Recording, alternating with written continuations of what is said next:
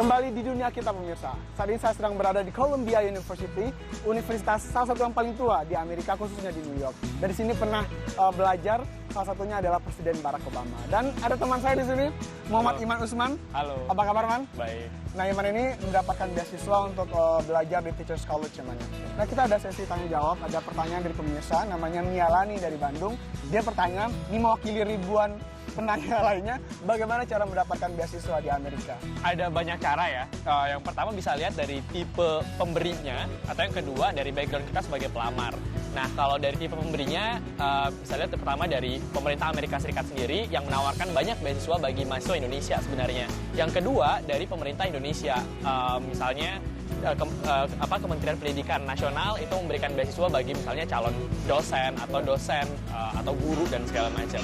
Nah, saya tipe yang ketiga, jadi yaitu beasiswa yang diberikan oleh universitas langsung.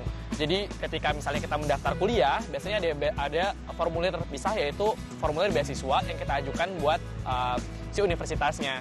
Nah, saya dapat beasiswa dari Columbia University langsung. Iman, kenapa pendidikan? Ini kayaknya kan nggak laku di Indonesia.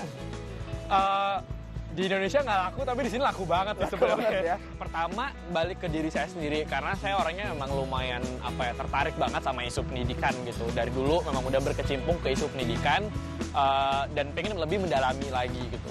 Yang kedua, dari masalah di Indonesia sendiri, sebenarnya pendidikan tuh masalah yang krusial. Bayangin 20% budget pendidikan, budget pemerintah kita itu dialokasikan buat pendidikan, tapi belum bisa digunakan dengan baik. Nah, kalau nggak ada orang-orang yang bisa mengelola pendidikan dengan baik, merencanakan kebijakan-kebijakan yang bisa memaksimalkan anak-anak didik, pada akhirnya kan sayang banget. Iman ini di Indonesia banyak kali organisasi yang dia ketuai, ada Indonesian Future Leader, dan pokoknya banyak lah. Dan pernah meraih beberapa prestasi. Saya susah menyebutkan semuanya, diantaranya pernah jadi duta muda ASEAN, kemudian pernah berbicara di depan sidang umum PBB, jadi nomor 1 blogger dari Microsoft. Nah, Man, harusnya kan dengan prestasi sebanyak itu di usia semuda ini, sekarang berapa? 21 tahun. Sebenarnya ada sesuatu yang terjadi pada masa lalu lu yang membuat sangat bermotivasi. Apa itu, Man? Sebenarnya sama aja kayak anak-anak kecil lainnya yang suka main dan segala macam. Cuman mungkin gue ngerasa gue lebih beruntung dalam hal bahwa gue berkenalan dengan masalah sosial lebih dulu dibandingkan teman-teman seusia gue. Teman-teman main bola, teman-teman main-main lah istilahnya gitu, teman sekolah dan segala macam, kok katanya harus pulang sekolah harus bantu orang tua kerja dan segala macam. Mereka nggak bisa main, mereka harus nggak bisa baca buku yang gue baca, dan akhirnya gue tergerak aja sebagai anak-anak apa ya yang bisa gue kerjain sebagai anak umur 10 tahun waktu itu. Nah, akhirnya gue bikin perpustakaan sama ngajar anak-anak yang lebih kecil usianya daripada gue. His dream was simple, but most people think that it's too big or even too idealistic. But he believed that there is no dream too big, because it is not a dream if it is not big. Kan di New York nih, udah ngapain aja? Nggak tertunggu dengan rutinitas, udah ngapain aja berarti? Macam-macam ya, mulai dari ketemu tokoh-tokoh yang populer gitu ya. Siapa misalnya, Man? Ada Daniel Radcliffe, Pernah ketemu Daniel Radcliffe? Si Harry Potter? Iya, ada Itu Will di mana? I Am. Itu di mana kalau Daniel Radcliffe? Daniel Radcliffe waktu itu jadi dia diundang ke salah satu talk show di Amerika, salah satu TV di Amerika. Kebetulan karena saya ikutan kayak klub Harry Potter gitu juga di New York, terus kayak diundang gitu ke sana, and then ya ngobrol bentar, ambil foto dan segala macam. Dengan Radcliffe. Iya, nanya sibuk apa, dan kemudian kayak gue cerita aja gue di Indonesia gue dulu sempat bikin klub Harry Potter, dan kayak punya online shop Harry Potter dan segala macam. Terus gimana reaksi dia? Ya dia surprise gitu lah. Pertama ada orang Indonesia tiba-tiba ada di sini. Okay. Yang kedua ya ternyata ya gue lumayan huge fan of Harry Potter gitu. Hi, I'm from Indonesia. Which superpower would you like to possess? Superpower? I don't know. I mean, my favorite superhero was always Daredevil. So kind of, I guess, like, but then I would have to be blind to get those to fully.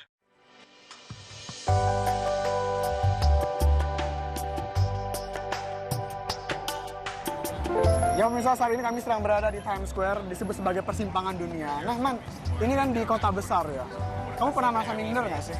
Sebagai orang Indonesia kan sering minder. Pertanyaannya mungkin kenapa harus minder ya, karena maksudnya kita dari Indonesia, negara yang besar, kita kaya banget sebagai sebuah bangsa, dan secara individu, maksudnya gue percaya bahwa gue ada di sini karena gue juga punya kapasitas. I have what it takes to be gitu. Even nggak ada kakak gue yang masuk ke universitas gitu. Jadi Satu-satunya? iya, jadi gue Dari keluarga? Dari berapa bersaudara? Anak-anak dari 6 bersaudara dan gue sarjana pertama ceritanya di keluarga gitu. Jadi tapi kita diajarin untuk selalu percaya diri. Harapannya justru dengan gue kesini, dengan gue belajar kesini, ketemu orang baru, gue bisa punya resource yang lebih besar lagi buat dikontribusin buat Indonesia. Cuman maksudnya gue pribadi mungkin pengen terlibat di proses pengambilan kebijakan khususnya di bidang pendidikan di Indonesia. Oke, Man. Nah, terkait karena sekarang akhir Oktober ini adalah Hari Sumpah Pemuda, bagaimana kalau kita ucapkan lagi janji Sumpah Pemuda? Oke. Oke, sip. Mengaku. Ulang lagi dia mengaku berbangsa satu bangsa Indonesia. Kami, putra dan putri Indonesia, mengaku bertumpah darah yang satu, tanah air Indonesia. Kami, putra dan putri Indonesia, mengaku berbangsa yang satu, bangsa Indonesia. Kami, putra dan putri Indonesia, menjunjung bahasa persatuan, bahasa Indonesia.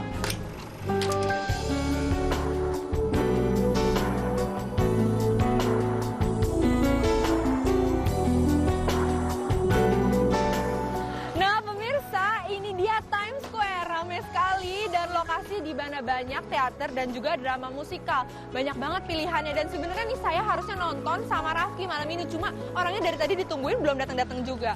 Kalau gitu mendingan saya tutup dulu aja kali ya dunia kitanya. Pemirsa di rumah jangan lupa untuk add Twitter kita di @VOA Dunia Kita dan juga like Facebooknya di VOA Dunia Kita.